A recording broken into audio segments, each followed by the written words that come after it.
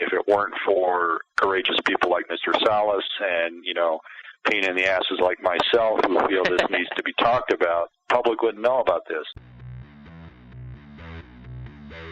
Ladies and gentlemen, BOAA of America!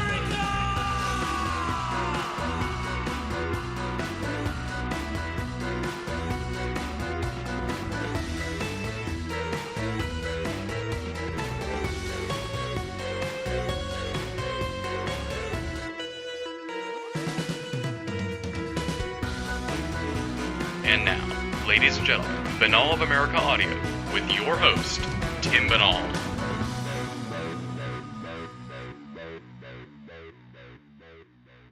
What is going on, my friends? This is Tim Banal of BOAAofAmerica.com with another edition of BOA Audio Season 5.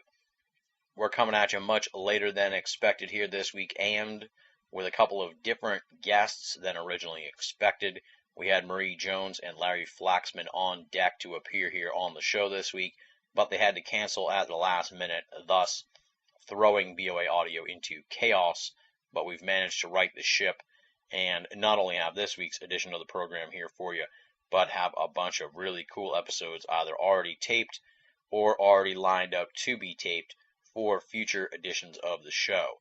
Don't worry, Marie and Larry will be back on BOA Audio here during Season 5.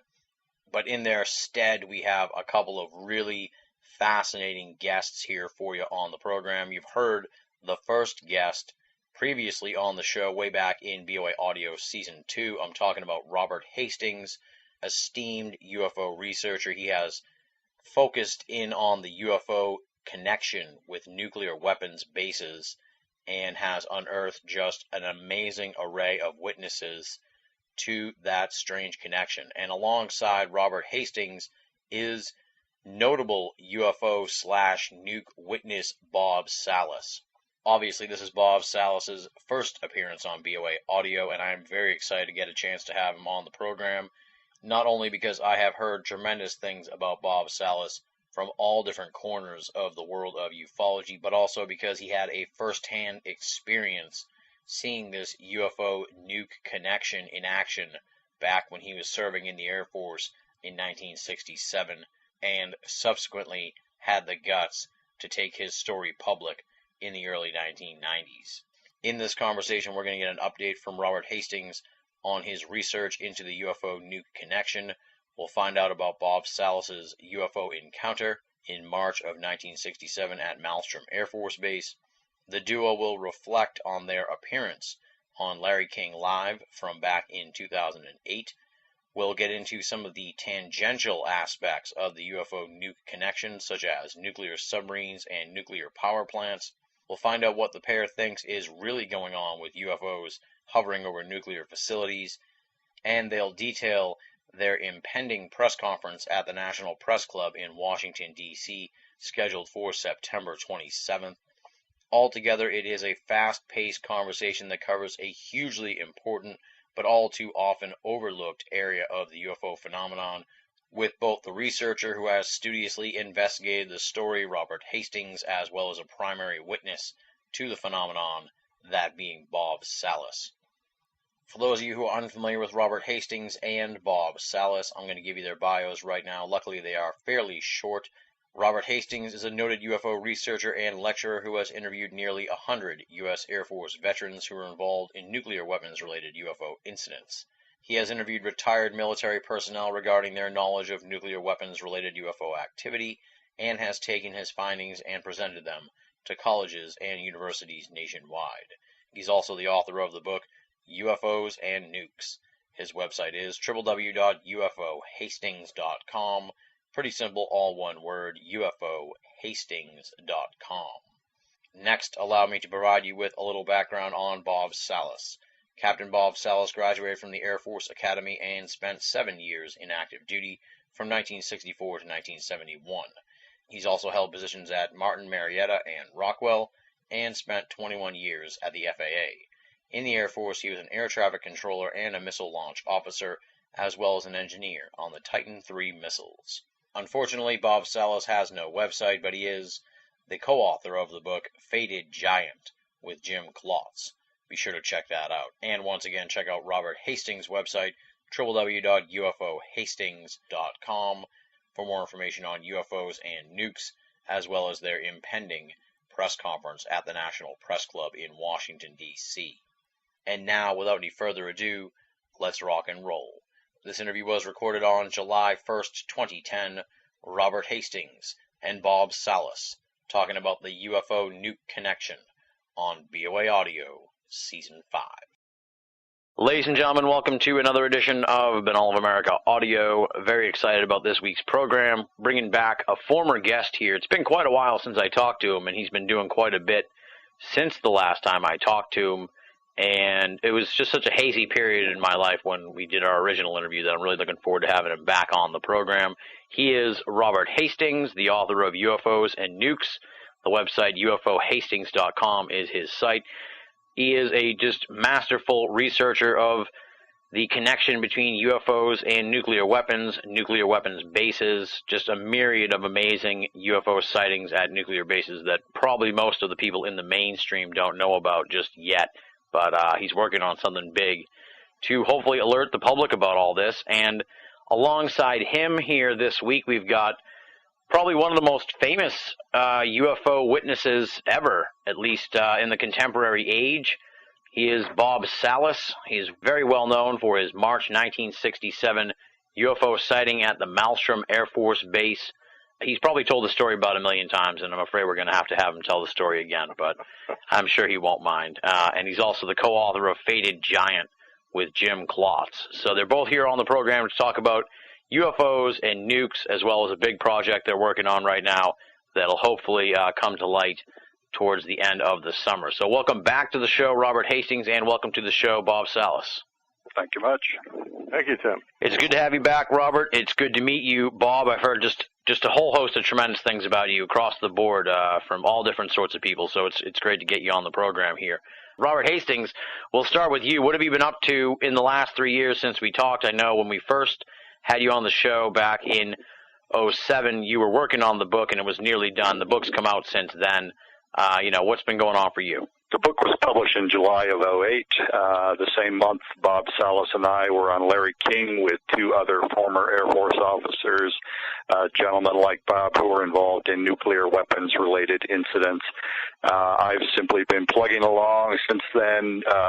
The high-profile publicity I got through Larry King generated a number of leads, dozens of leads actually, from ex-Air Force personnel, primarily some Navy, some Army, who were involved in incidents of this type where UFOs were near or directly over nuclear weapon sites, either missile silos or weapons storage areas, and on some occasions, like in the case of Mr. Salas, weapons malfunctioned. Missiles went all haywire when these objects were present near them. So the work continues.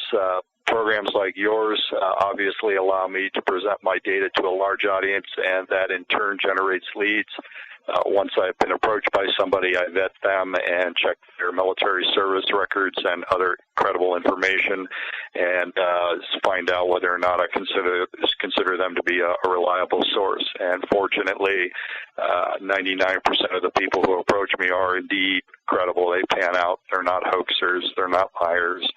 And so it's just an ongoing thing for me. It's my life's work, basically.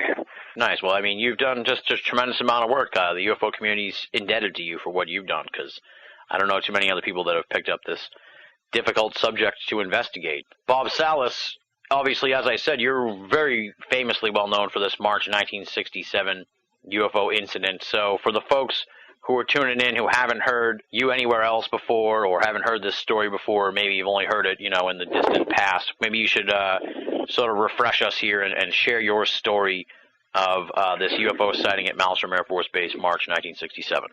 Okay, sure. In 1967, I was in the Air Force stationed at Malmstrom Air Force Base. I was a first lieutenant. And the day in question, I was on missile duty or alert status at Oscar Flight, which is one of the, 15 flights of 10 missiles that we had at Malmstrom. So each flight is a flight of 10 missiles. I was in what's called a launch control center, which is a concrete capsule underground, about 60 feet underground. There's me and my commander. I was a deputy at the time, in the capsule, and we had about, I'd say, 4 to 6 guards, security guards upstairs. When I say upstairs, I mean topside. Yeah. And we had kind of it looked like a farmhouse where we had the cook and the guards had small rooms there. And they had basically, weapons and communication gear upstairs. They had no control over any of the missiles. We had all the computers, all the controls downstairs. At any rate, on this particular night, and I say night, it could have been early in the morning. I'm just not sure of the time. Yeah. I do know it was dark. It was dark outside. I get a call from a flight security controller. He's the main guard up there who's watching over things, and he tells me that they're seeing some strange lights up there in the sky, and they're flying at high speeds and making erratic maneuvers, stopping on a dime, changing direction, and absolutely silent. They don't hear any engine noise. They don't understand what the hell these lights are. Well, I listened to this, and I didn't know what to think of it. I didn't pay much attention, really. Yeah. And then 5 minutes later, I hung up. Then 5 minutes later, he calls back, and this time he's very agitated, screaming into the phone, and yelling that he's looking at a glowing red object hovering above the front gate. And this object is oval-shaped. It's he estimated about 30 to 40 feet in diameter. It was glowing red, pulsating. The guards were all out there with their guns, their weapons, and he wanted me to give him some instruction on what to do next. So, not ever having had that experience, I didn't quite know what to tell him. I think I said, make sure nothing comes inside the perimeter fence, obviously, and about that time he had to hang up. One of the guards got injured. Now let me stop you for a second, because I've heard your story a few times, and I've always kind of wondered how exactly the guard got injured. Did he what was he doing? Was he climbing the fence? But why? I'm confused about all that. I surmise he was very frightened. Okay. And we had barbed wire at the top of the perimeter fence, and this is a very frightening thing. I've heard this from other witnesses, and of course even the guards later on. Well, let me continue the story, and I'll tell you a little bit more about that. But so he hangs up the phone. I go over to wake up my commander, Fred Mywald, who is, by the way, still living and has supported my story. I wake him up and tell him about the phone calls, or start to tell him, and all of a sudden we get some bells and whistles going off. And I look at the status panel. We have a panel down there that shows the status of the missiles. Yep. And they're starting to go into a unlaunchable mode, a fault mode, no-go, what we called no-go condition. Mm-hmm. And I recall we lost all 10 of them. While this object was still up there, because it was, within a few seconds of that phone call. So we go into our procedures. Fred calls the command post. I call upstairs, because we also got some security lights. In other words, security incursion at the launch facilities where the missiles are actually located. And I sent guards, a team of guards out to those sites. By this time, the UFO is gone. Fred turns to me then after he reports to the command post and said the same thing happened at another site. And I recall that vividly, trying to recall the memory of this event. That's one thing I do recall so vividly, him turning to me and saying, the same thing happened at another site. That's basically the story. Of course, I can fill in more details about what happened later, but I think that's the gist of it. I mean, like I said, I think most folks have heard. Now, here's the obvious sort of question, and maybe you've gotten this one before, but do you ever get tired of telling the story? Because I'm sure that you've had to tell the story probably in the thousands of times at this point. Do you ever say, go look it up, asshole, something like that? Answer is no. I don't get tired of telling the story because it's even today, after 40-some years, believe me, it gives me a little chill just to talk about it. Oh yeah, I'm reliving the whole thing, and it was something very dramatic. I was talking to Fred Mywalt. He's told me that, that's the one thing in his Air Force career. And by the way, Fred Mywalt retired as a full colonel. Mm-hmm. He was base commander at Offutt Air Force Base in Nebraska. And Fred remembers this story very well, at least the basic parts of it. I'm sure they told you to keep quiet about all this after it went down. So what made you decide to come forward and share your story with the world? Yeah, I was under an oath not to reveal this story. We were told it was secret, classified, not to talk to anybody about it, so I didn't. Then in 1994, I'd got out of the Air Force in, 71. And in 1994, I came across a book, Above Top Secret by Timothy Good. Oh, yeah. And if you turn to page 300 or 301 in that book, you'll see the write-up on the Echo flight shutdown. Echo flight happens to be the other flight that went down. But when I read it, and this was under circumstances of UFOs overhead, when I read it, I thought that was the incident that I was in. Yeah. And so I wrote to the Air Force under, my investigator, Jim Klotz. I asked him to write to the Air Force under the Freedom of Information Act, not mention anything about UFOs, but just ask about documents related to the strange shutdown of 10 missiles in 1967. The Air Force wrote back and said it was a classified incident, but since it had been so long and since we've asked, declassify it and send us some documents. So they did. They started sending us documents, and as a result of that, I decided, since my incident has been declassified, I'm gonna talk about it. So that's what got me started. It wasn't later until I found out that I made a mistake. I wasn't at Echo Flight. I was at Oscar Flight. So then, yeah, interesting. So now, Robert Hastings. Now, this sort of story.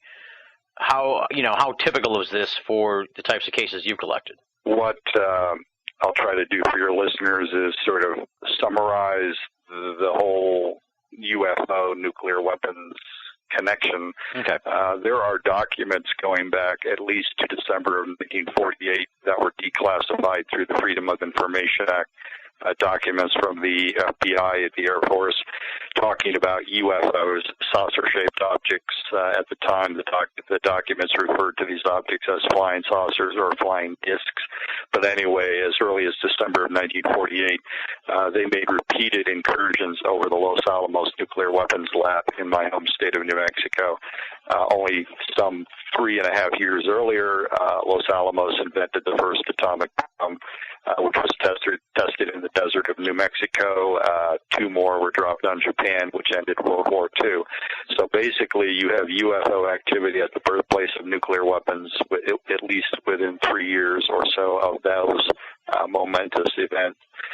Many other FBI documents, Air Force documents, even CIA documents confirm that other nuclear weapons facilities, including Oak Ridge in Tennessee and Hanford in Washington State, Savannah River in South Carolina, places that produced nuclear weapons-related materials, plutonium and uranium, were also the focal point of ongoing UFO activity in the late 40s into the 50s.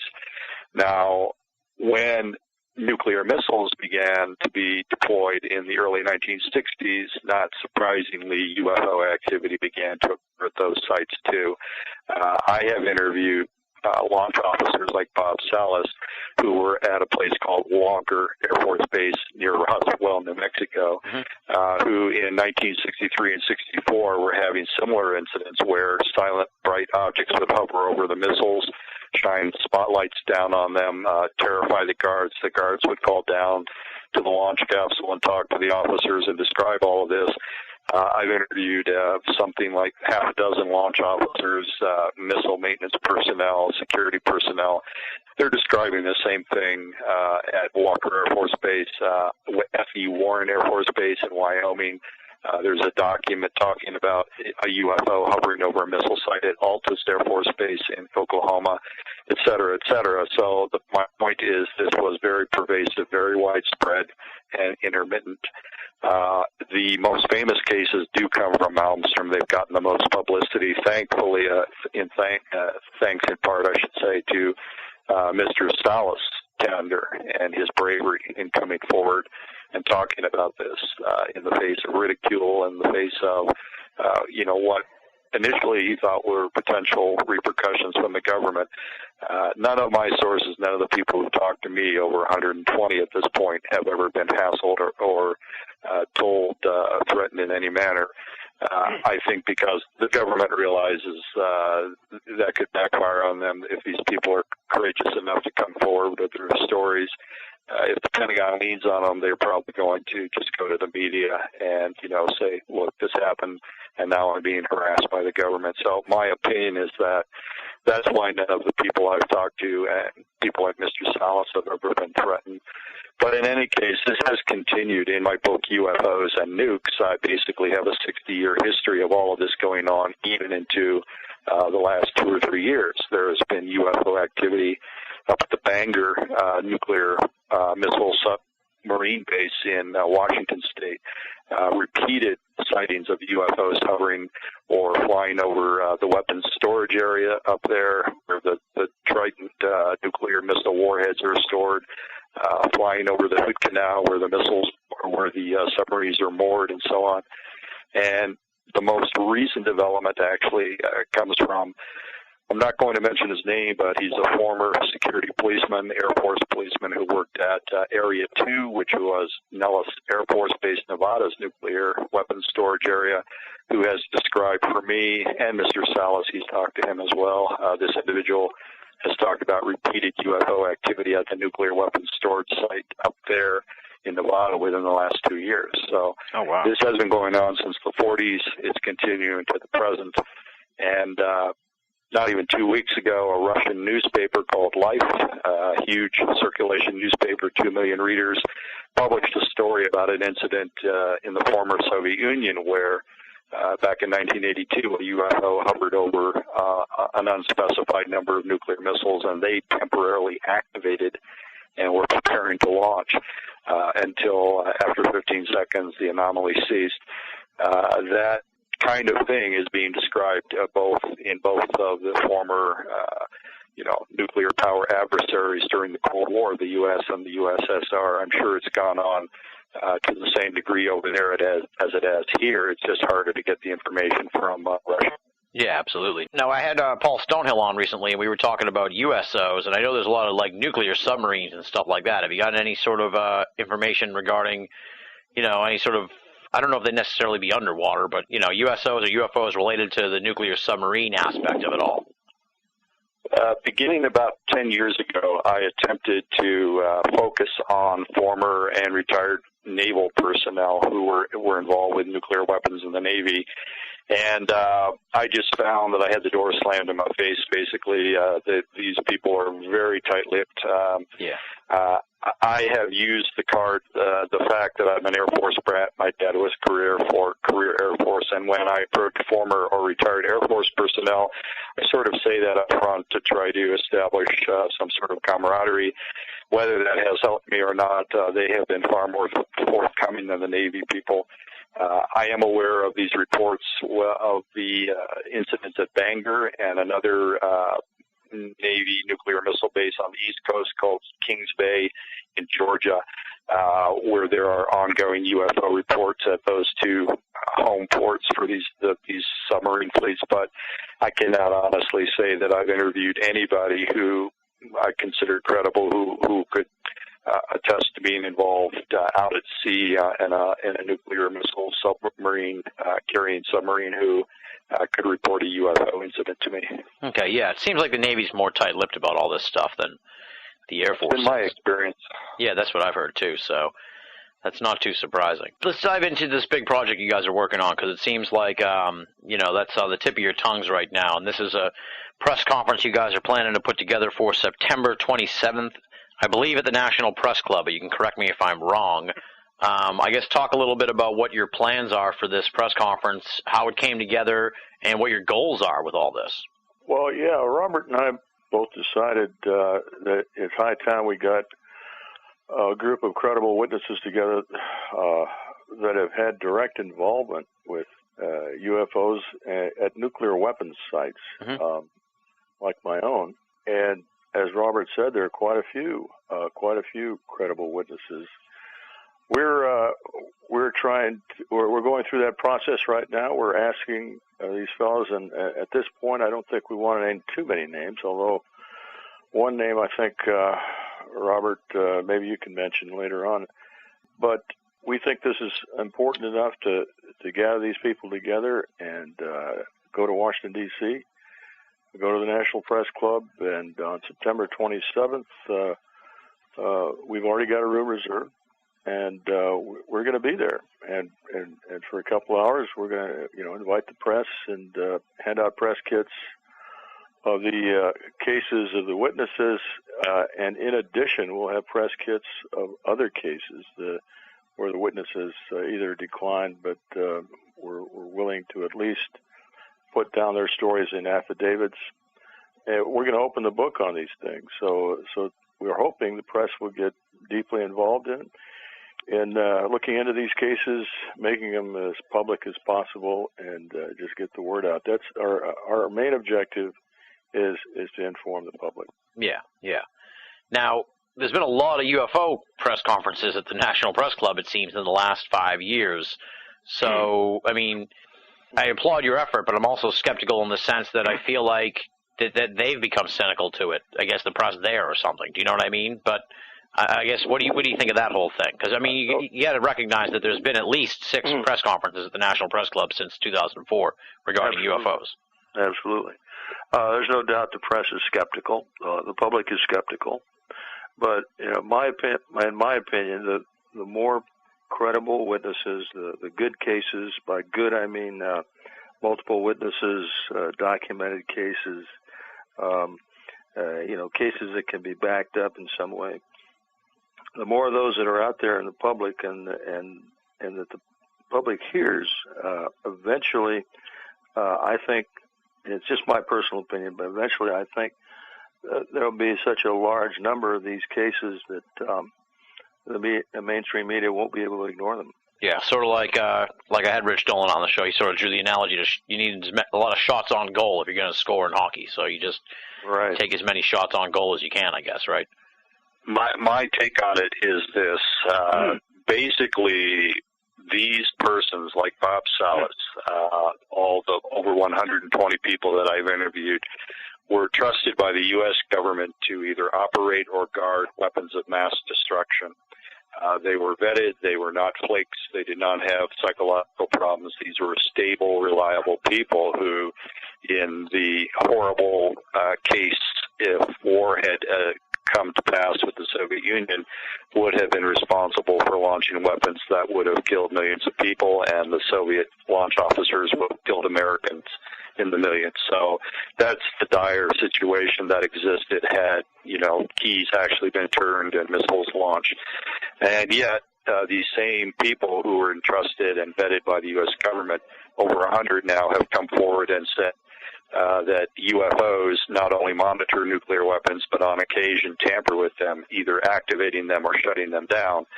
And that apparently has gone on in the former Soviet Union. So, since World War II, for decade after decade after decade until the early 90s, the whole world basically was on the edge of its seat, not knowing whether nuclear Armageddon would take place, but knowing full well that if it did, human civilization and maybe even the stability of the environment of the planet would be gone, would be history. And so, humankind has never faced this kind of crisis in its history where weapons finally existed that would allow literally human civilization to be wiped off the map in a matter of minutes. And if, that situation were not dramatic enough, what has clearly emerged is that outside observers flying vastly superior technological craft have been quite clearly monitoring on a covert basis, on an ongoing basis, these weapon sites and have been interfering with their functionality on both sides of the ocean. Mr. Salas and I and most of my sources, three-quarters of the people I've interviewed roughly, are of the opinion that the technology is so superior to anything on Earth. These clearly are visitors from somewhere else. They've probably been monitoring this planet for a long, long time and have realized just since the end of World War II that we've reached a crossroads where if things go horribly wrong, we could greatly change the course of human destiny. So, this obviously is a huge and major story. The media has been ignoring it in part because there is an overall skepticism about UFOs on the part of large numbers of people, including reporters. I think another factor is a journalist named Terry Hansen, if you have not had him on, would be a wonderful guest. He has written an authoritative book about how the intelligence community has infiltrated the American media for decades, basically steering national security-related stories of one kind or another in one direction or another, or even suppressing them with the media's complicity. And UFOs definitely falls in that category. So despite the resistance of the skeptical media, the skeptical public, behind-the-scenes shenanigans on the part of the CIA, NSA, and other groups, Mr. Salas and I and others believe that this is a story that needs to be told. I sort of view it as water dripping on a stone. Eventually you'll wear away the stone, and that's what we're trying to do. Can I add a couple of things to what Robert said? Sure, go ahead.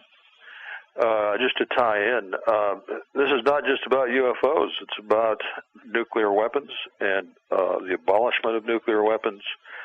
As you know, an agreement with the Russians on reducing the stockpile of nuclear weapons it has been ratified by the Senate, and that's going to be a difficult process. But that's the other aspect of this. We want to push for the abolishment of nuclear weapons as part of this. And the other aspect Robert also touched on was secrecy.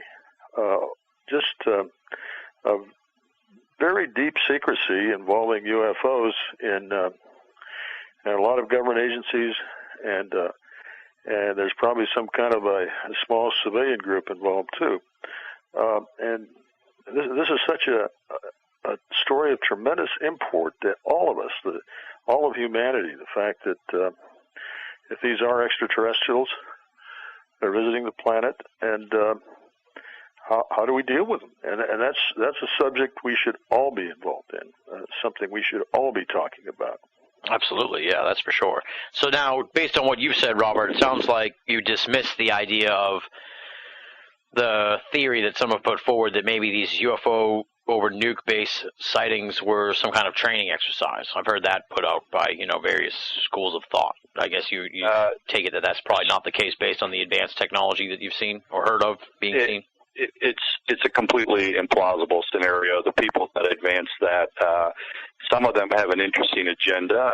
I will just say probably most of them are skeptical. They don't believe in UFOs in the first place, so they have to come up with a way of explaining away what has taken place. Yeah. But if you talk to the eyewitnesses and the ear witnesses, I remember the people down in the capsule, like Mr. Salas has ear witnesses.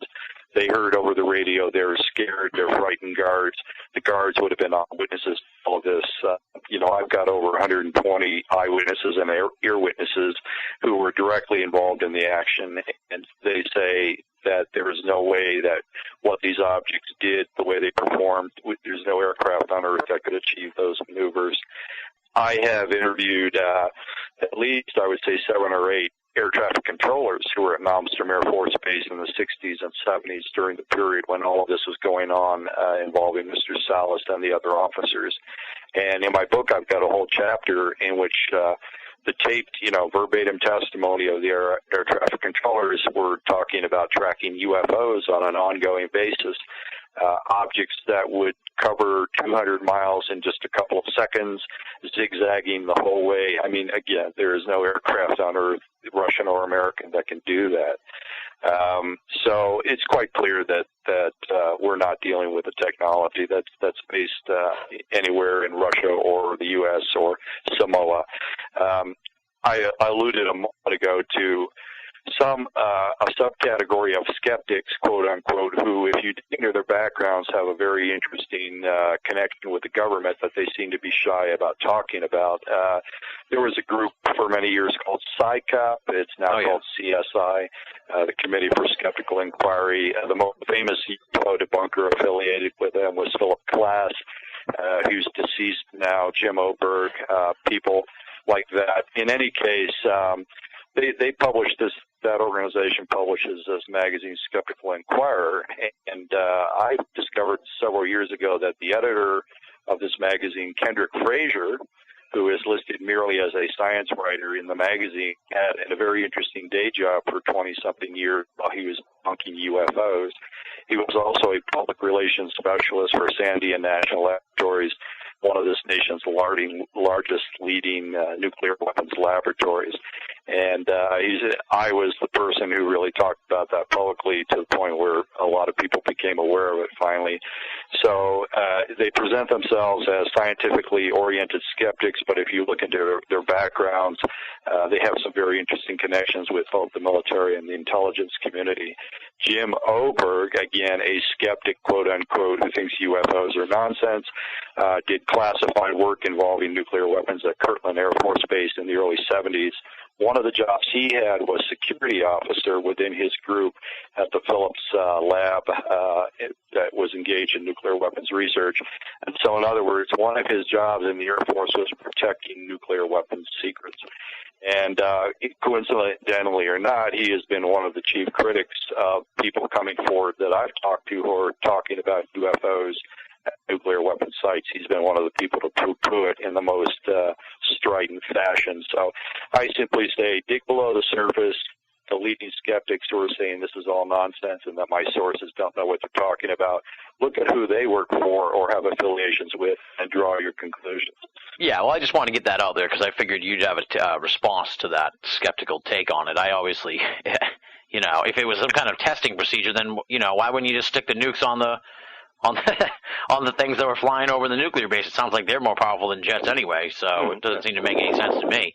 In my particular case, this occurred in March of '67. I was on duty there until June of '69. So in that time period, over 2 years, we never got debriefed on the shutdowns at Oscar or Echo Flight. And that's very unusual because we had briefings every time we went on alert. We had briefings about the equipment, any modifications that were going to be going on, activities in the field, etc. We were supposedly completely briefed. And after I doing my investigation on my incident, I find that there was indeed an extensive investigation going on about why it was these missiles went down. So if it had been an Air Force exercise, as you might imagine, the Air Force would have debriefed us on how we performed in this exercise. Exactly, so this was definitely no Air Force exercise. Now, that raises an interesting sort of question here that has been rolling around my head here for the last couple of minutes. It might be interesting to sort of figure out, at least to put yourself in the shoes of the government, at least as far as how their reactions to these events have been or maybe have changed over the years. We'll start with you, Bob. What were the higher-ups? What was their reaction to this whole thing? You said that there was an investigation into it. Was this like something that they acted like, this is par for the course, that these UFOs show up over our bases, or was it like this is something they've never heard of before and they were freaking out over it, not just the dudes, that you worked with on the base, but, the people above you and stuff like that? Yeah, well, if we're talking about the Air Force as a whole, want to make this connection with the Condon Committee. And I've written an article about this. It's on UFO Chronicles if you want to read it. But the Condon Committee was organized in the summer of '66, and by 1967 they had, they were investigating cases. And one of the investigators, Dr. Roy Craig, was told by Ray Fowler that UFOs had been reported at Malmstrom Air Force Base during the shutdown of Echo Flight. I don't know if he mentioned Oscar, but I know he mentioned Echo. And you ought to look into it. So Roy Craig dutifully, as part of the Condon Committee, came to Malmstrom Air Force Base in October of 1967 and was told by Colonel Lewis Chase, who happened to be, quote-unquote, the base UFO officer. By that time, the Air Force had designated certain officers at certain bases to help them with their so-called investigation, and they designated UFO officers. So Colonel Chase was one of these, and told Craig that no, there was nothing to those reports of UFOs over missile sites on the Echo shutdown. So essentially, he lied. He lied to Craig. He knew full well because of all the reports that had been made and the ongoing investigation that the Air Force internally was making. Craig basically turned around and went home. He didn't investigate further. He didn't interview witnesses, and he had some names to interview given to him by Fowler. And he just turned around and went home, and they just whitewashed the whole thing. Yeah, and I've got documentation on that. I mean, I've got a lot of document and supporting evidence about that. And again, you can read about that on UFO Chronicles. As far as my immediate squadron commander, when we were returned to base after my incident, I walked into my squadron commander's office. I was ordered to go there. There was a member of Air Force Office of Special Investigation there with him. Now, Colonel Eldridge, who was my squadron commander, was an ex-B-17 World War II pilot, fought in World War II, and he was well decorated, highly decorated. I had a lot of respect for him. He was white as a sheet. He had no idea what had happened or why. So certainly, he was not aware of why this happened. This ties in with what Bob is talking about, and I think it would be appropriate to mention it. I'm not sure which of the press conference participants you had in mind when you said I could mention someone, but I'm going to go ahead and mention Bob Jameson, who appeared on Larry King with Bob Salas and myself and another individual. In any case, Bob Jameson was at Malmstrom when Bob Salas was there. Unlike Bob, who was a launch officer, Bob Jameson was a targeting officer who basically would program the guidance system so the warheads would hit their targets in the Soviet Union had they been launched. In any case, roughly 3 years before Bob Salas even went public, I had never heard of Bob Salas until he appeared on the Sightings program with Jim Klotz in the mid-'90s, I believe 1995. In any case, 3 years prior to that, at one of my lectures in Merced, California, in the audience, Bob Jameson attended and came up to me and said, I was a targeting officer at Malmstrom. I heard you allude to a shutdown mentioned by Raymond Fowler at the base. I was involved in bringing up the group of missiles. Over the course of time, I interviewed Mr. Jameson. He was invited to appear on Larry King with Bob Salas and myself. In any case, 3 years before even Bob Salas went public, Jameson was telling me that he was called down to the missile maintenance hangar. An entire flight of missiles had gone down. When he arrived at the hangar, everybody was buzzing about UFOs being sighted around the shutdowns. He eventually was officially briefed to that effect. The MIMS, the missile maintenance commanders, said none of the targeting teams, maintenance teams will be allowed into the field until UFO activity, UFO reports have ceased.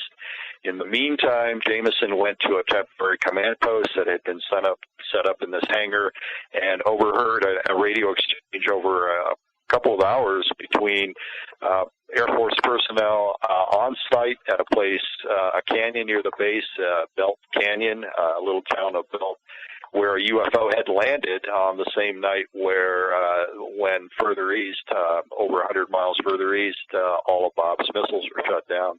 In any case, because that Belt Canyon incident was publicized the next day in the Great Falls Tribune, we can pinpoint the date of the Oscar flight shutdown, and it was March 24th, the evening of the 24th in 1967.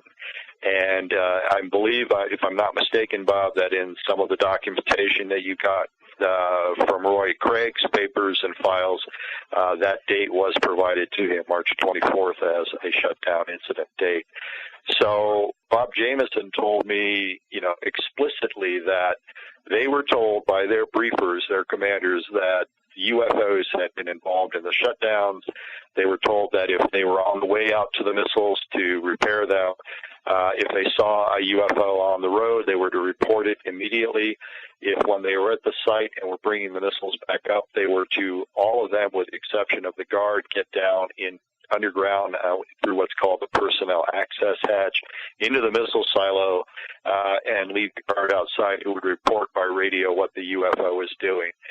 So they were given explicit orders and instructions as to how to respond, all involving UFO involvement in the incidents. So, and all of this was told to me, before Mr. Salas came forward. So there are, persons who have attacked Mr. Salas and say that there's no evidence for what he says, no corroborating witnesses. That's simply untrue. They either have an agenda to try to destroy Mr. Salas' reputation, or they simply are unaware of the facts. But there are credible persons, former military officers, who were involved in these incidents, and they all point to a UFO involvement with the shutdowns. Now, Bob, Robert sort of alluded to this. What's it been like for you as a witness to sort of had to deal with the slings and arrows of the skeptics and even the ufologists who are just very, they'll put you through the ringer just to make sure you're telling the truth. I mean, what's it been like for you as a witness to have to go through that kind of experience? Well, I just rather I kind of chuckle at some of the skeptics. We were on the Larry King show together, and we had Bill Nye, the science guy, on there, right? Oh, boy. And Larry King, I love the guy, but he likes to have little surprises now and then. And somehow Bill Nye, the science guy, got hold of some document having to do with, I think it was the air chiller unit that had a problem. He got hold of a report and pointed to the air chiller unit as the cause for the missile shutdowns. Well, that's just way off base. The air chiller unit has nothing to do with missiles going offline. Matter of fact, we have a very sophisticated system of checking the cause of why they went down, and it was guidance and control system failure. Somehow, the UFOs were able to interfere with the guidance systems of each of these missiles individually, and it's just an amazing thing. It's just a phenomenal thing that they were able to do. So the problem is with these skeptics is they don't do their homework. They simply don't understand the depth of the incident. And in my case, we've got a lot of documentation. All I had to do was read my book and look at the documents that I've got in the appendix of that book, and they would have a better understanding. But so most of the skeptics, most of the criticism I get are from people that just have not done their homework. Was there any sort of interaction, after the show with the Bill Nye guy? Because, I mean, if I were you, I'd be pretty pissed off. I'd be like, dude, you don't know what you're talking about. Well, no, I more or less ignored the guy. I mean, my understanding, and I don't mean to make an issue out of Bill Nye because I don't know him that well. I just met him before the show. But my understanding is he doesn't even have an advanced scientific degree, and yet he comes on a lot of shows as a kind of a science expert. But I don't think he really is. So I just kind of ignored him. What about you, Robert? Did you say anything? You seem like the type who would find him over by the vending machine after the show ended and, Give him a couple shots to the ribs or something. What happened here?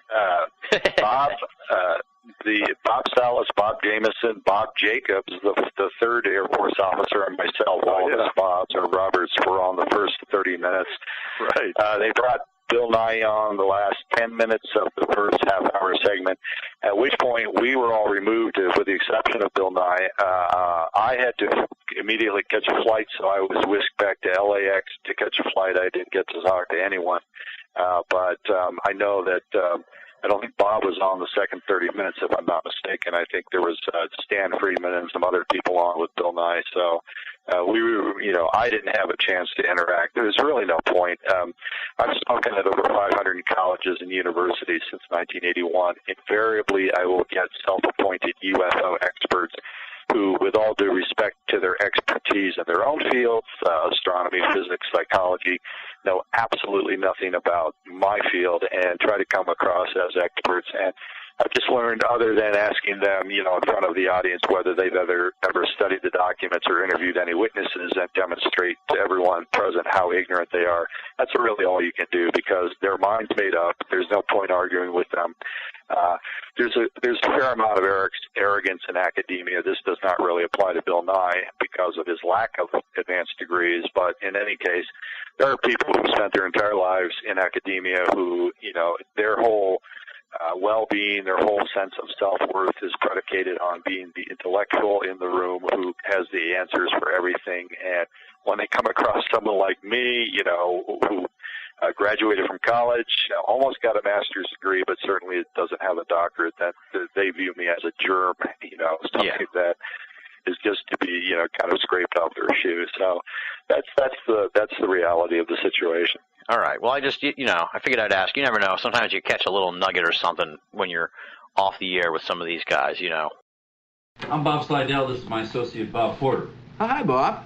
Bob? You're listening to Banal of America Audio. This is heavy duty, Doc. This is great. Does it run like on regular unleaded gasoline? Unfortunately, no. It requires something with a little more kick. Plutonium. Plutonium. Wait a minute. Are you telling me that this sucker is nuclear?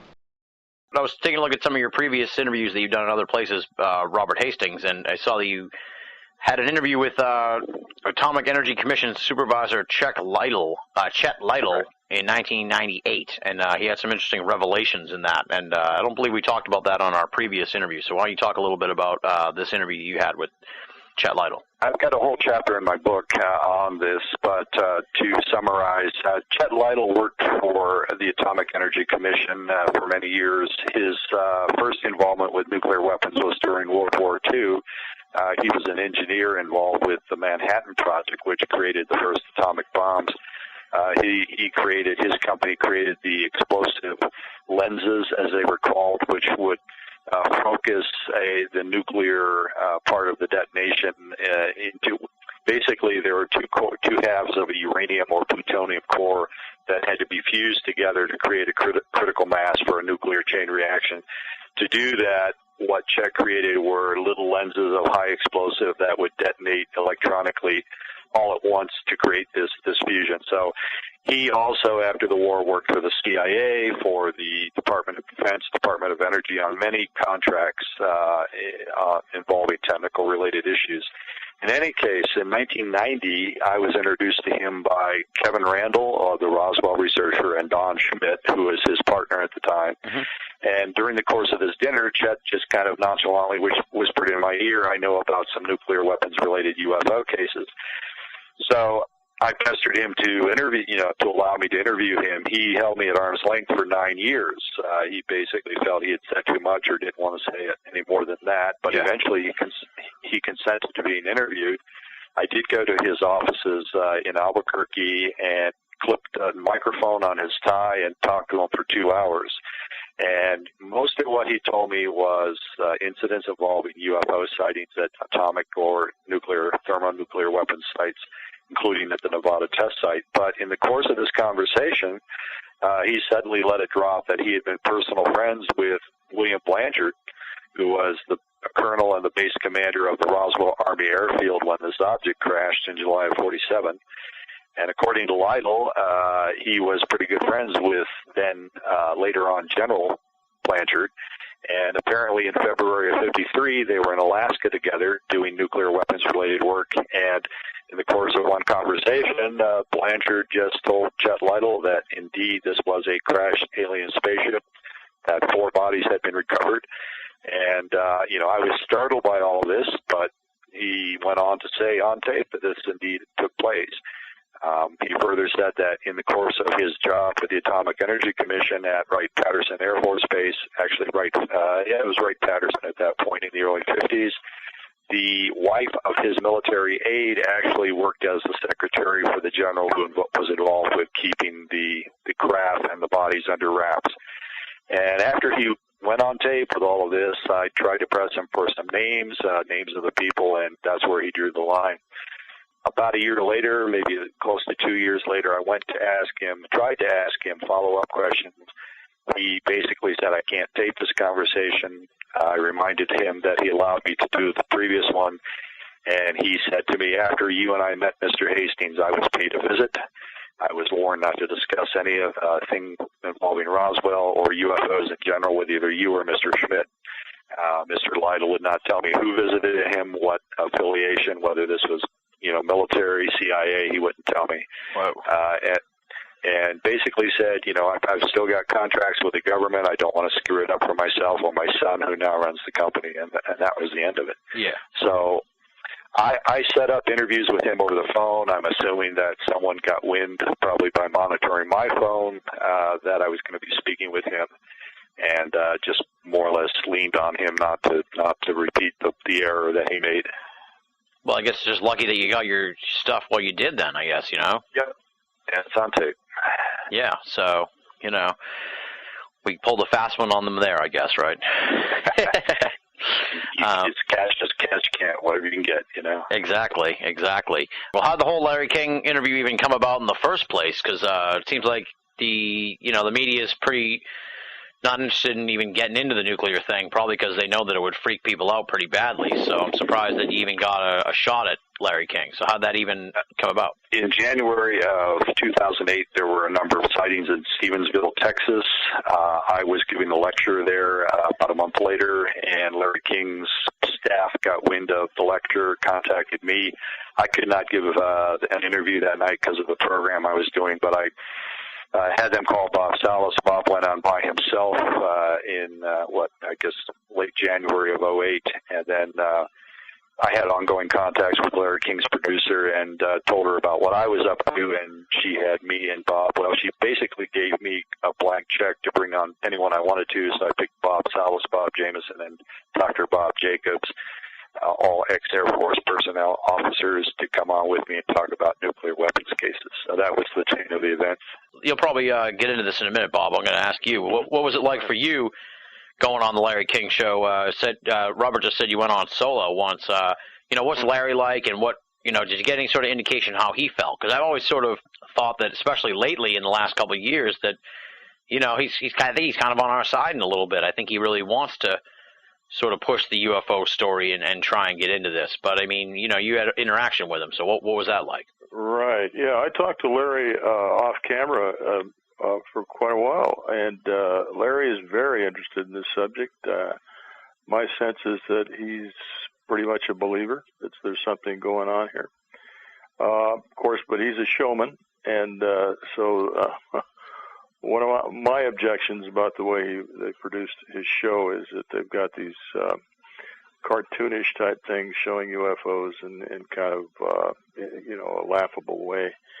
But that's part of the showmanship, part of the show. And the other aspect to it, of course, is that on the Larry King show usually has the skeptics on and a whole series of witnesses or other people that only get small sound bites, and we don't get an opportunity to really go in depth into our stories. But as far as Larry King himself goes, I really enjoyed he's got a high interest in this subject, and I really enjoyed being on his shows 2 times. I was just going to reiterate what Bob said. There's, unfortunately, the producers feel they have to have on multiple witnesses, multiple persons, and so everyone gets just a few words. There's really no follow-up. You don't really get to present a cohesive case. Now, there has been tentative interest expressed by his staff. I won't get into the details in having Bob and I and some of the press conference participants on in September. We were actually supposed to be on the week before Michael Jackson died, and when he died, everything was canceled, so Bob and I would have already been on twice. In any case, I'm hoping that we will be on in the fall. I just read yesterday, apparently Larry King is retiring this fall. Yeah, I just was going to ask that, yeah, so... We may have a limited opportunity, and I suspect that everybody and his brother, dealing with every subject under the sun, are trying to get on during his last few episodes. So who knows? But we'll see. Yeah, I'm sure it's going to be a lot of Lady Gaga and LeBron James. So if he can trump those two, then you're in good shape. As we've sort of established here, in the '60s, in Bob's specific incident, they shut down the missiles. Now, kind of like to throw it to what I had said earlier about if the reaction in the chain of command has changed, has the, for lack of a better term, reaction of the missiles changed over the years? Like, are they still able to shut them down or mess with the controls of them, or is that something that the military may have been able to figure out a way around based on, the witnesses you've talked to? Okay, well, the only thing I think I can interject on that is we've found out that as of 1972, which was 5 years after the incident, the Air Force was still involved in looking at the causes for the Echo and Oscar shutdowns.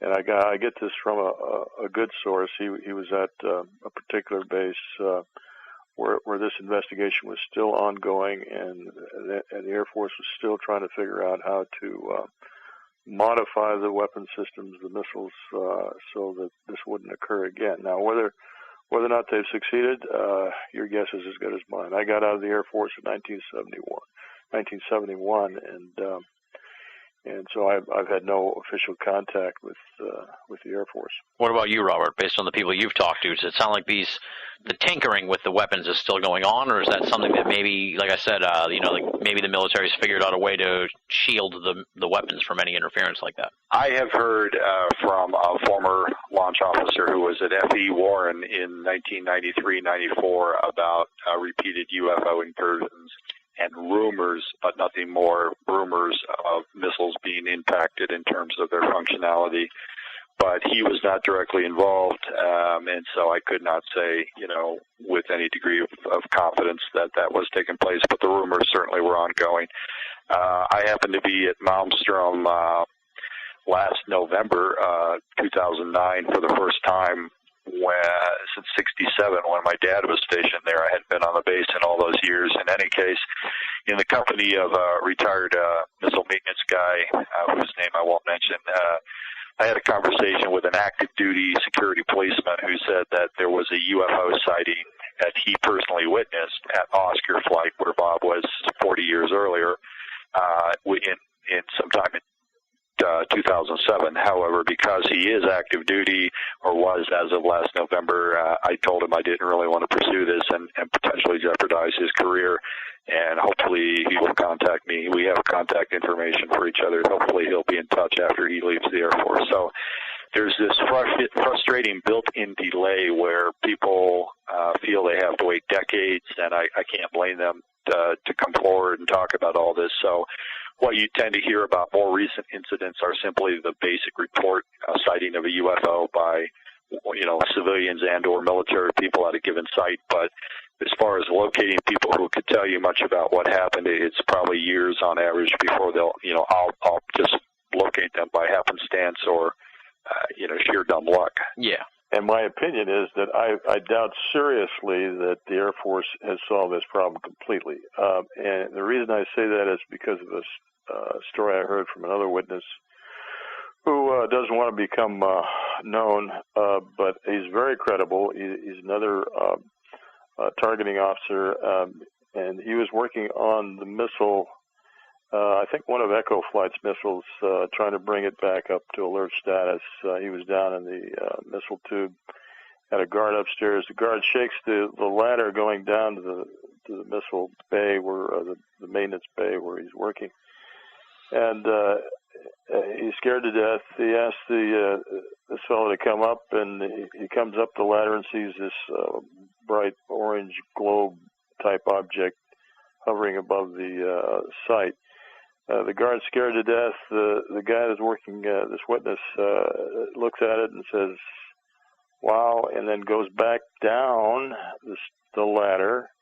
And I asked him why he wasn't so scared. He said, "I don't know," but he went back down, continued his procedures to bring the missile back up on alert status, and he said he was going through his procedures, and he could feel kind of this static electricity in the air. It was a palpable electrical feeling coming down the tube, and every time he'd get to a particular point in his checklist, the missile would go down again. In other words, he couldn't complete the proper tests, and he kept doing this over and over many times. And again, when he got to a particular point in the checklist, it would shut down again. And to me, this points to the fact, and he pointed this out to me too, that whatever these objects are, they know very well how our systems work, how the missile systems work in great detail. So my guess is the Air Force has not been able to solve this problem completely. Yeah, okay. Now, at the risk of getting too speculative, what do you think is the motivation behind these craft, if you will? Are they just I mean, I can understand sort of flying over and sort of doing, reconnaissance and surveillance of the missile sites and stuff, but tinkering with the controls and everything else seems dangerous to the point where you wonder why they would even do that. Is it inadvertent on their part? Doesn't sound like it. Are they shutting them down to send a message? I've heard stories where they activate them, so it's not. I mean, so I'm confused, as I'm sure we all are. So I guess what's your speculation on what this is all about? Yeah, I'll take it first, I guess. My speculation, and again, it's just speculation, is that they're just trying to send us a message. They obviously their technology is far, far advanced of ours, and they probably could have done a lot of damage to our weapon systems, but they didn't. All they chose to do in my case was simply to disable them temporarily. They were brought back up within a day, about a day, I guess. And it was simply a message, I think, to let us know that we have to eliminate our nuclear weapons. That's the conclusion I've come to from just thinking about this over the years. Robert? That's my opinion as well. I think based on the statements I've gotten from over 120 people who were involved in one incident or another in one capacity or another, 3/4 of them do believe that these are beings from somewhere else who are wagging a finger at us and the Russians and probably other nuclear missile powers, weapons powers, saying basically, that you're playing with fire. If you actually go through with your threats and use these things against each other, you could risk human civilization being destroyed and screwing up the planet for a long, long time with radioactivity. So I think that's what's going on. And the fact, people have said to me, well, how come they don't just land on the White House lawn or in the Kremlin courtyard and say, we're here, we're real, we don't want you to have nukes, get rid of them. The fact that has not taken place tells me there's a larger agenda. I think ultimately whoever they are intend open contact with humankind. They realize that if they suddenly do it in one fell swoop, there could be adverse consequences, whereas if they slowly over several decades allow themselves to be seen in the sky, on an ongoing basis, more and more people get used to the idea that they're real and they're here. But at some point they'll make no doubt about that in anyone's mind by doing something, or some collective government announcement around the world will admit that this is real. But in the meantime, given the way that the Cold War went and the development of nuclear weapons after World War II, I think the potential for human catastrophe and planetary destruction just went through the roof, and whoever these guys are who have been watching us probably for thousands of years decided that they needed at this crucial point in human history to kind of step in on a low-key, covert basis, out in the countryside in Montana and doink a few nukes and send a message to the Pentagon, or doink a few nukes in Soviet Ukraine and send a message to the Kremlin. And, at the time this goes on, very few people know about it because of all the military secrecy. So they make their point, these guys in the UFOs make their point to both Washington and Moscow without large numbers of people around the world realizing that this is going on. If it weren't for courageous people like Mr. Salas and, pain in the asses like myself who feel this needs to be talked about, public wouldn't know about this. I mean, very few people have known about these documents that I alluded to about UFO activity in the 40s. Those have been in the public domain for 30 years. Probably not 1 in a million Americans know about them. To take the speculation a little bit further then, now I'm no student of the history of nuclear proliferation, but I have a feeling that either one of you guys probably knows, I'm sure that either one of you guys knows more about it than I do. So I guess the question, as I said, to keep it in the speculative realm is, has there been any sort of government reaction to this message? I mean, have we had a downgrading in the number of nuclear weapons? I know we're interested in keeping Iran and North Korea from getting nuclear weapons, but, has there been any sort of sign that the government's leaning away from nuclear weapons that maybe we could draw the dotted line to these warnings, if you will? Well, of course, this is really speculative because, of course, nuclear policy is well, it's not classified. I guess the policy is open, but whether or not this has had an effect in government, I like to believe it has. There was the total number of nukes has peaked. I think it peaked in the I'm going to say the 80s maybe, and since then there's a good website. Let's see, it's Atomic Scientists. It's called something like that. Mm-hmm. Bulletin of Atomic Scientists. Yeah, Bulletin of Atomic Scientists. Thank you, Robert. It has graphics that shows a definite decrease in the total number of nuclear weapons. Now, that doesn't necessarily mean there's less of a hazard because the number of nuclear states has increased, Yeah. And as you know, Pakistan and India have nuclear weapons. Israel, which doesn't claim to have them, but they do have nuclear weapons. Right. And Iran's trying to get them. So that's the real worry. It's not the total number, but and then again, we've got political situation in Congress. The Senate hasn't ratified this agreement between Russia and the United States yet, and who knows whether or not the Senate will ratify it. It's those kinds of things that I think should make all of us nervous. And again, that's another motivation for me personally to try to get word out on this. Let's get behind the idea of going for abolishment of nuclear weapons, which I think President Obama has iterated. Yeah, I think that is one of his big. I would simply add that if you look at human history and how wars have started, there are so many times where in the most bizarre, unpredictable manner, suddenly you've got millions of people dying because somebody misinterpreted the other guys. They thought they were going to do this, so they did a preemptive strike, or there was just a lot of miscommunication involved. I've got a whole chapter in my book that talks about nuclear near misses in the last 30-some years, where for one stupid reason or another, either we or the Russians almost pushed the button and started World War III until at the last moment. I mean, sometimes it came down to like 3 minutes.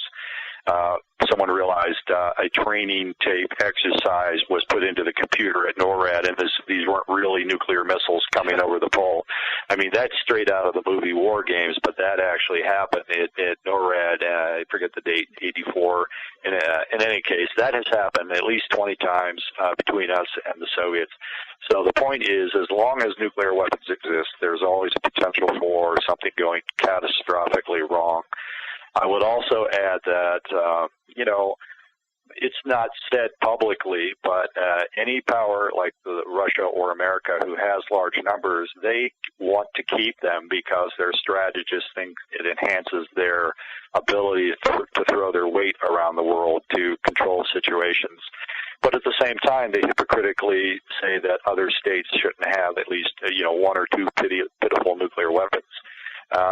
So obviously there's a great deal of hypocrisy and just ignoring the fact that as long as we have them and feel it's justifiable and Russia feels it's justifiable, how can we say and expect these other little dinky countries to not build their one or two bombs? It's just not going to happen if we can, unless we just, take the moral high ground and lead the way to nuclear disarmament. Exactly, yeah. Now, we've talked about nuclear weapons and nuclear submarines. What about nuclear power plants? I've heard stories, surrounding Chernobyl, but have you heard any stories regarding nuclear power plants and UFOs? I'll briefly say and then turn it over to Bob. I don't research those per se, but I have in the appendix, one of the appendices in my book, half a dozen cases, including the Chernobyl incident. I think Bob knows about that. He can address that for your listeners. In any case, yeah, there seems to be ongoing UFO interest in commercial power plants as well, both in the U.S. and abroad. And if one Googles, commercial power plants, nuclear power plants, UFOs, you'll see that there is a catalog of cases that suggests that pattern or that link. Okay. Bob? Hey, yeah, I'll mention two things. Well, one, as far as Chernobyl goes, and I think we got this information recently from our friend in Russia, that there are witnesses that saw UFOs above Chernobyl even before the accident and after the accident. That's all I can really say about that. There supposedly are witnesses that have seen them there. The other thing I'll mention is a few years ago I went to Tucson, Arizona, University of Arizona, to look at the records of James McDonald, Dr. James McDonald. Oh, yeah. Mm-hmm. And I listened to a lot of his audio tapes, and he has interviewed a few witnesses who happen to be living near nuclear power plants, one in particular on the East Coast, who, again, saw UFOs over the power plant. So, again, it may be that they're just pointing to the danger of nuclear, period, nuclear materials, and that we have to be careful. And, of course, we have a problem with storing nuclear materials now that are a result of, generating in nuclear power plants. Oh, like radioactive waste and stuff like that? Radioactive waste, exactly, Yeah. The story, the interesting thing about Chernobyl, in my understanding, is that in the early 90s, there were a couple of publications, one in Ukraine, one in the Soviet Union, actually it would have been Russia at that point, in which former nuclear radiation monitoring personnel came forward and talked about being at Chernobyl within an hour or two of the explosion of the reactor. Radiation is drifting across Ukraine all the way into, because of the winds, up into Scandinavia. And the story that was published in these two, the information published in these two stories was that radiation readings had been taken at the explosion site prior to the appearance of this UFO, and they were, I'm going to say, 4,000 milliroentgens an hour. I think that's correct. In any case, after this spherical-shaped object, brass in color, appeared directly over the damaged reactor, according to this witness, shot down two crimson-colored beams of light into the damaged reactor, sped away. This all took about 3 to 5 minutes. They monitored the radiation again, and it had dropped by 2/3. And the gist of the article was that these technical personnel involved with monitoring the situation could not explain in terms of scientific knowledge how radiation could drop that dramatically, simply because of the appearance of this object. So those were the stories that circulated, and as Bob said, apparently there were sightings of UFOs at the site even before the explosion. So there seems to be a very interesting link in that case and others. Absolutely, yeah. Yeah, very strange, very strange. And I know some people point to the Chernobyl thing and think that the ETs or whatever are going to stop any nuclear war if it breaks out. But I take it from you guys' opinion that we probably shouldn't rely on the ETs to stop a nuclear war if we're on the precipice of it, regardless of how they feel about nuclear weapons, right? Yeah, I agree. We shouldn't depend on ETs stopping a nuclear war, and of course, they can't be everywhere all the time, and Right. And there may be some dirty bombs being developed, and even if there is no war, there could be serious damage from exploding dirty bombs in major cities. Yeah, absolutely, for sure. Yeah. Tim, you said you were a little confused about the reports of some missiles being shut down while others were being activated. To my mind, and there are these reports where missiles were activated in Soviet Ukraine in October of '82.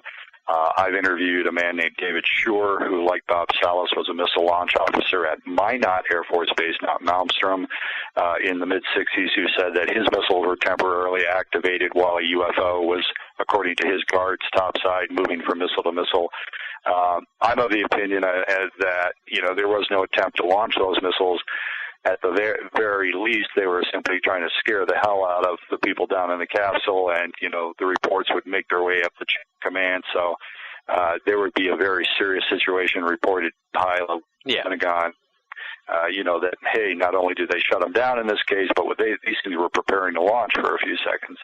And that's exactly what apparently happened in Soviet Ukraine. So this, I think I mentioned a little bit earlier, this Russian article that appeared 2 weeks ago. It's posted at English translation is posted at UFO Chronicles website. If one Googles recent Russian article about UFO sightings at Soviet and American nuclear sites, or just some number of those words, recent Russian article UFO, you'll see this article that I had translated. I had the reporter help me translate it in English, where she's talking about the missiles being activated there. Her opinion, and her name is Inessa Kornienko, she agrees with me. I think maybe Bob agrees that whoever were in the UFOs were basically trying to figure out how to launch the missiles, and they did shut down the launch sequence, but they gained that knowledge. They learned how these missiles can be activated and shut down, so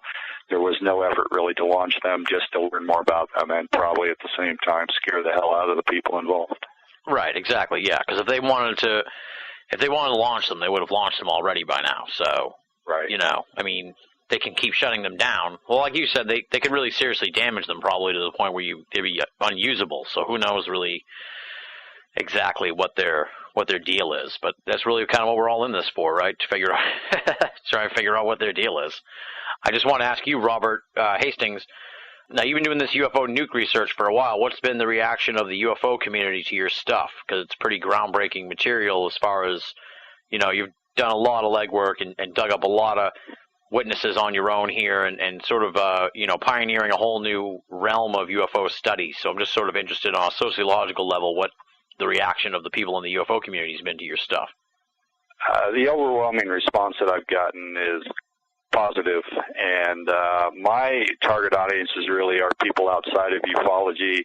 When I'm at colleges and universities, I always contact the local media, which opens up the program to local communities, large and small, in addition to the student bodies. So I have a pretty good cross-section of ages, educational backgrounds, and so on. And, people, whatever their preconceptions might be when they walk in the door, 90 minutes later, they're sitting there very stunned looking and with their mouths open, because I've just presented document after document and witness testimony after witness testimony talking about UFOs at nuclear weapons sites. So, if people let me lay out my case, they're all overwhelmingly favorably impressed. Absolutely, yeah. Well, I've been since we first talked 3 years ago, for sure. We're pretty close to the close. Let's sort of reiterate here this press conference you guys have coming up, September 27th, 2010, in Washington, D.C., at the National Press Club. Give a little preview of what you're going to have there. There's some witnesses. Bob, obviously, you're going to be there. Robert, you're going to be talking about your research and try and engage the press a little bit about this, right? I want to make sure we mention the Robert's website. It's www.ufohastings.com, and there we're requesting donations to fund this effort. We're doing this as a grassroots effort. We're not connected with any organization. We don't have a sugar daddy supporting it. So we're asking the public to get involved and donate some funds so we can make this thing happen. Robert, I'll let you kind of summarize the kinds of witnesses that we'll have. I think we don't want to give away too much. I've talked about Bob Jameson, who was the targeting officer who helped bring up the missiles at Malmstrom, where they were shut down at Oscar Flight when Bob Salas was involved. He's going to be one of the participants. I'll mention Colonel Charles Holt. He's best known for his involvement in the Bentwaters incident, walking around through the woods with a team of security policemen, chasing objects that, among other things, one of the objects they saw in the sky moved toward the Bentwaters weapons storage area and shone down beams of light into it. And we've got other witnesses, eyewitnesses, and persons who can attest to officers who were aware of missiles being shut down at Malmstrom. One gentleman who was out working on a missile site when a disc-shaped object came over his head and hovered, scaring the hell out of his group. Those are some of the people who will be talking at the press conference. I don't want to give away too much until the press conference itself, but as Bob said, we are going to have press kits that will be some 30 to 40 pages in length, talking about not only these incidents of the participants that they were involved in, but other incidents throughout the Cold War era. All of our witnesses have sworn out legal affidavits. Those will be presented in the press kit. And so it's going to be a very credible presentation, and we're hoping that, unlike some of the other conferences that I won't name who had less credible offerings, these are all rock-solid witnesses with military credentials who operated weapons of mass destruction, talking about UFOs. So I think our presentation will be unique among the ones that have been held there. Yeah, I hope so. I hope so that's the view of the media. I mean, obviously I know that's the case from talking to you guys and talking about the witnesses and stuff. I'm concerned just about the malaise of the media with this subject, especially down there at the press club. But I'm hoping that it's a go and that it works out well. I think the press conference is a great idea, too, because what I've been saying for a while, and I'm sure you guys can share this point of view, is that to emphasize the national security implications of the UFO mystery is really important, and in some segments of ufology don't do that aspect of it. They see it as the Brothers of Light coming to help us or something like that, and that may be the case, but, sticking with the facts that we have as it is right now, there's definitely a national security implication to what you guys are talking about, and that might be the best way to sort of engage the public and the media into giving this thing a whole new, fresh look. That's a very good summary. Tim, I agree with you 100%. There's a nexus here, as I said, not just the UFO phenomenon, but the nuclear weapons problem that we've got worldwide, and also the extreme secrecy that we've got in government.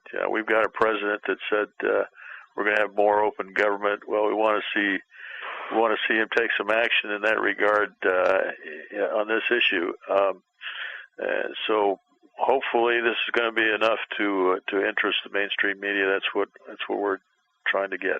Now, have you guys heard from anyone outside of the people you've talked to that are, that are in the military that sort of are like whistleblowers? Have you ever heard from anyone, within the government with knowledge of this sort of situation, showing concern over it or knowledge of the situation? Speaking for myself, again, the great majority of my witnesses were in the field and involved in the experiences. It seems like the higher the information is kicked up, people get more and more tight-lipped. Yeah. I always laugh when I read online or hear on TV programs about people who have these high-level sources who know everything about UFOs and every detail about what the Pentagon and the CIA are thinking. Well, every now and then you get a rare hit like that, Victor Marchetti, an ex-CIA official who talked about UFO activity and rumors of crashed UFOs and so on. But most of those rumors and stories and alleged sources, that's just too good to be true. People who shoot their mouths off at that level just don't end up, they don't stay in their jobs long. So there are rare exceptions, but you have to deal with the witnesses you have, when you have highly credible and courageous people like Mr. Salas and the people that I've talked to, you're already more than halfway there in terms of establishing credibility for the subject. And if you want to hold out for the highest levels of the Pentagon or the CIA coming forward, I think you'll be waiting a long, long time. Yeah, absolutely. All right, now, UFOs and Nukes is the book from Robert Hastings. The website with a lot of information there on the press conference as well is ufohastings.com. Aside from the press conference, anything you got cooking, Robert, that you might want to mention, speaking engagements or follow-up to the book or articles that you're working on or anything, that you want to plug here? It appears that I'm going to be at Oxford University in England in November, a very prestigious school, obviously. The school itself doesn't want to touch my subject matter with a 10-foot pole, but there's an alumnus who is going to rent a hall for me on campus. Another benefactor, another sponsor is flying me to England, so apparently I'm going to land at Oxford and hopefully create a stir. We'll see. That's the big thing for the fall for me, in addition to the press conference. Oh, that would be great, because maybe then you can open up some new sources over in the UK as well, given their nuclear arsenal, yeah. And I'm just hoping to avoid the eggs and tomatoes. And Bob, what about you? Obviously, the press conference, is Faded Giants, that's still available for people, or is that out of print now? No, it's print on demand, I think. Oh, great. You can still order it through Amazon.com. No, I don't have any major events planned that I know of at this point, other than my summer vacation, which I'm looking forward to. I bet. Good for you. Sounds good. Yeah. Well, I can't thank you gentlemen enough for coming on the show. I know it was sort of last minute, but I'm really glad we managed to get it together and get both of you here on the program. Robert, it was a thrill to catch up with you again and talk to you about the UFO nuke connection and all this new sort of different areas of stuff that we hadn't got the chance to cover before. And I'm really happy that the book's out, and I hope folks go out and pick it up, because it's, I'm sure, just packed with information. And be sure to check out our previous interview at BOA Audio. And, of course, the website ufohastings.com is where folks can find out more about you. Bob Salas, Robert has already said it numerous times, but I'm going to personally here commend you for your courage and stepping up to the plate and telling people your story. I know that I'm sure that you've had to deal with all kinds of naysayers and troublemakers over the years who are not happy with what you've had to say, but you've stuck to it, and I really respect and appreciate that, and I wish you both the best of luck with this press conference in September. Hopefully the mainstream media will wake up to this situation and give it a serious look and start to alert the public about what's really going on here with UFOs and nuclear bases. So thanks again for coming on the show, guys. Thank you, Tim. Thank you. Appreciate it. That does it for this week's edition of BOA Audio Season 5. Big, super huge thanks, of course, to Robert Hastings and Bob Salas for coming on the show. Be sure to check out Robert Hastings' website, www.ufohastings.com, for more information on their press conference scheduled for September 27th at the National Press Club in Washington, D.C. Moving right along now, it's time for BOA Audio listener feedback, but this episode is so fucking late to get to you guys out there that I'm going to skip listener feedback this week. I will definitely bring back listener feedback next week because I have two awesome emails from BOA Audio listeners. One who is over in Shanghai, stunningly enough, and he has some great things to say. So we're going to definitely have listener feedback next week for you. I already have the stuff picked out, but I want to get things rolling along here. If you want to get in touch with me for BOA Audio listener feedback or just to, shoot the breeze, you can contact me via boaaudio@hotmail.com or go to Binnall of America, BINNALL of America.com, and click the contact button. Or if you are a forum fan, join up at the official BOA forum, theusofE.com. It is BOA's paranormal playground, theusofE.com. Here's the URL once again, THEUSOFE.com. I'm also on MySpace, Twitter, and Facebook. Find me on there if you are a part of those social networks. Before we get into the thanks part of the show, I will drop some knowledge on you hardcore BOA Audio listeners who are tuning in here at the end of the show. This week's episode is number 526. which means we are closing in fast and furiously on the season finale of BOA Audio Season 5. I've been kind of debating on what number to end the season on.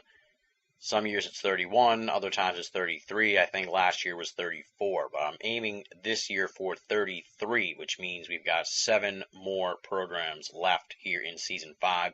Of those 7, the next 3 are already either taped, scheduled, or on the verge of being scheduled. So they're pretty much locked in, which means we have 4 slots left. I'm going to try and do it like we did it last year with the final 4 of Season 4. This time around, the final 4 of Season 5. If I'm feeling ambitious, maybe the final 5 of Season 5, but who knows? Who knows?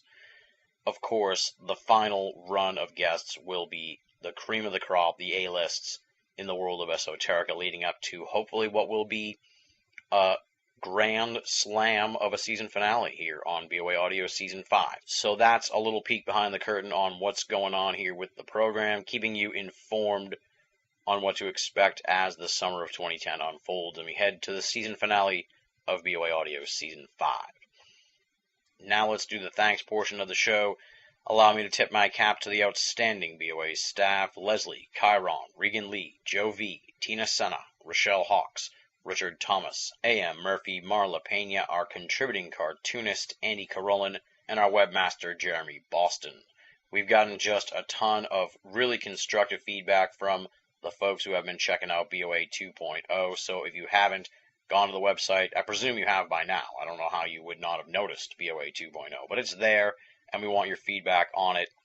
We're making some changes over the course of the summer. Don't worry, folks who have been writing to us with constructive criticism. We are hearing your pain, and we are trying to find ways to satisfy everybody who visits the website. So stay tuned to BOA 2.0. It's an organic, changing beast, my friends, and it frightens me. I'll be honest, it scares me. And, of course, go to Banal of America for awesome writings from the BOA staff. I don't have time to preview them all right now. They're great, and there's tons of them. So you can find that at Banal of America as well. We say it all the time, it should be on a bumper sticker. If you're only listening to BOA Audio and you're not reading the columns at Banal of America, you're only getting half the story. BOA, make it a part of your everyday search for esoteric news and opinion. If you're listening this far into the program, you know what comes next. It is the call for donations. I did not hide the hidden call for donations in the midst of the program this week. We just did not have the time to fool around with that stuff. But I'm hoping to do it soon, as we addressed at the end of last week's program. Nonetheless, I need donations, folks. Let's face it, I'm hurting here financially. Times are tough. Putting this show together is wearing me down. And as the website grows and the program grows, trust me, my friends, the costs of this whole enterprise grow exponentially with the audience. So how can you help us out? That's simple. There's 2 ways to donate to us. If you're into the online scene and you don't mind using that methodology, you just go to Banal of America and click the PayPal button. Let's say you don't trust the internet and you want to donate via snail mail. Here's how you can do that. You send your donations to Tim Banal, B as in Boston, I-N-N-A-L-L, Tim Banal, P.O. Box 232, Pinehurst, Mass. 01866. And the way to spell Pinehurst, if you're a little confused, is P-I-N-E-H-U-R-S-T. So altogether now, it's Tim Banal, P.O. Box 232, Pinehurst, Mass. 01866. I say this all the time, folks, but I mean it. No donation is too small, and all donations go towards keeping BOA and BOA Audio up and running, freely available, and commercial-free for all of our great readers and listeners the world over. Next week on the program, it's going to be a wild one, folks. Our guest is William H. Kennedy, and I'm simply calling the topic Occult Observations. The gist of it is William H. Kennedy has been studying the esoteric for like the last 30 years. He's written a bunch of different books, contributed a lot of different articles to various publications. He's hardcore, and he's got an exhaustive website. It's williamhkennedy.com. Just once you go down that rabbit hole, you're never going to get out. He contacted me a long time ago. I just never had a chance to talk to him until now, and I was just tremendously entertained by the conversation. I haven't sat down to edit the interview yet, so I can't really even begin to touch on all the points we talk about in the interview, but some of the rough tent poles of the conversation are the satanic elements of the Catholic Church, his friendship with the late Father Malachi Martin, the impending emergence of a New World Order, his thoughts on UFOs, secret societies, hidden occult messages in the mainstream, and tons more dark elements of esoterica. Altogether, it really is quite an episode of BOA Audio. You definitely want to tune in next week. William H. Kennedy's Occult Observations on BOA Audio Season 5. And on that note, we close the book on this week's edition of the program. 1,000 apologies for the problems in getting the program out to you folks over the last week or so. I try to avoid the week-to-week scheduling, and that's why things go haywire when guests can't appear at the last minute. It was crazy time. Nonetheless, thank you so much for tuning in this week, folks. We're going to try and get back onto a normal schedule here throughout the summer as we can see the finish line of BOA Audio Season 5. And that is, of course, thanks to all you great folks out there who are fueling the BOA machine. The BOA Audio listeners, you guys are the best. Thank you for making this program a part of your esoteric audio playlist. I hope all my American friends out there had a great 4th of July. Until next time, this is Tim Banal, thanking you for listening and signing off.